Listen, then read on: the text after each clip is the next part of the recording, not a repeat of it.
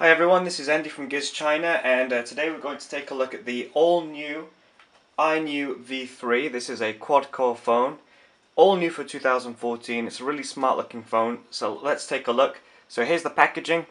If we turn the box around, let's bring that in there. Let's focus in on here. You can see we've got a quad-core 1.3 GHz processor, Android 4.2.2, GPS, 5-inch display, 1280 by 720. We have a HD rear camera. Obviously it's a 13 megapixel rear camera on here, Wi-Fi, 3G, there's no LTE on here. The only disappointing feature on the specs is this rear camera, sorry, the main battery, which is an 1830 mAh battery, which is a bit of a shame, but you know, it is a nice looking phone. Okay, let's bring that back here. Let's take a look inside the box. So if we just pop this open, we've got the phone itself here. Let's bring that in. This is the iNew V3. Very narrow, very round. It's a really lovely looking phone, really smart looking phone. It's got some nice physical buttons here. There's the power button, similar to a Sony. External speakers on the bottom there. Okay, let's pop that to one side for now. Let's take a look what else is inside the box. Okay. So, instruction book for the iNew V3. There's this flip cover for the phone too. So this is just the protective film that came with the phone. So you get this flip cover, which sits on the phone. Has a display area here. It also comes with a screen protector, some earbuds. Oops. Micro USB there, and also a USB charger. USB charger there. So all your standard stuff, nothing else in there. Empty box. Let's put all that to one side and let's have a look at the phone again. So here it is. This is the iNew V3.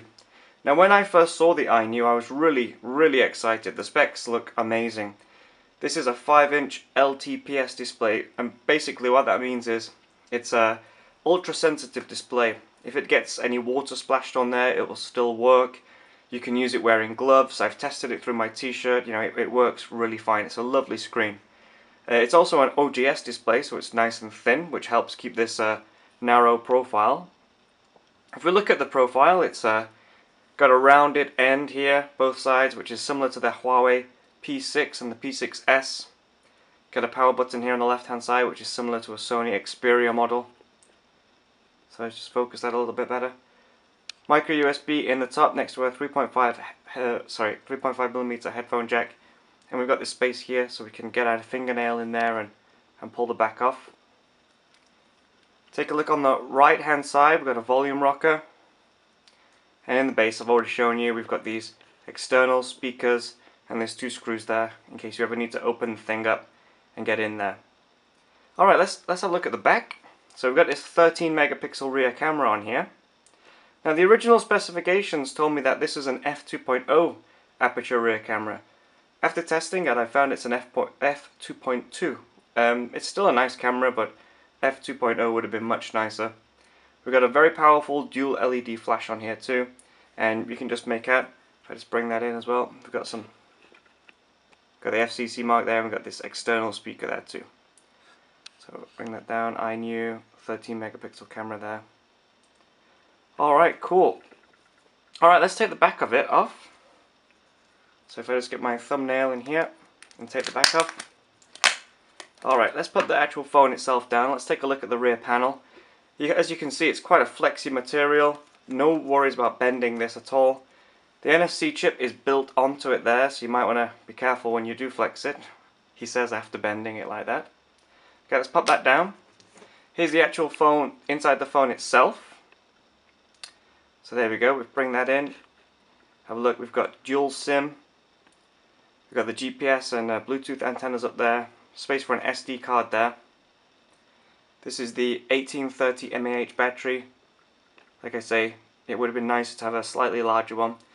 But you know, it's a narrow phone, so we can't have everything. Alright, let's pop the back on. Now one thing I have noticed, continuing on with the body of the phone, it is a very tough little phone. Trying to bend this, it's really quite a solid phone. So iNew have done a great job with the construction on this. I have to say it feels much better than a Zoppo, which is which is really, really good, especially for a brand like iNew who are trying to bring themselves up in the global market. Okay, let's turn the phone on. There we go. So powered up, 5-inch 720 display. Unlock it, and as you can see, this is quite nice. I quite like this feature here at the bottom. Let me just go back. We've got this really cool little glowing home button area here. It makes a real nice change to the normal home buttons we see. I'm not sure if you can change the colour of it. I'll have to play around with it a little bit more, see if you can. And as you can see, we've got light up capacitive buttons on either side of that. Alright, let's just bring it in. Let's have a look at the angles of this. It's really nice. It's a lovely screen. Really is a really great screen.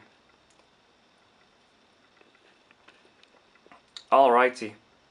So let's have a look at the let's have a look through here. You can see flicking from screen to screen is not an issue. The quad-core processor handles everything fine there, obviously. Camera. Camera is nice too. Let's bring something in. Let's take a picture of something. My son got his Lego Doctor Who model in here, so let's take a photo of that.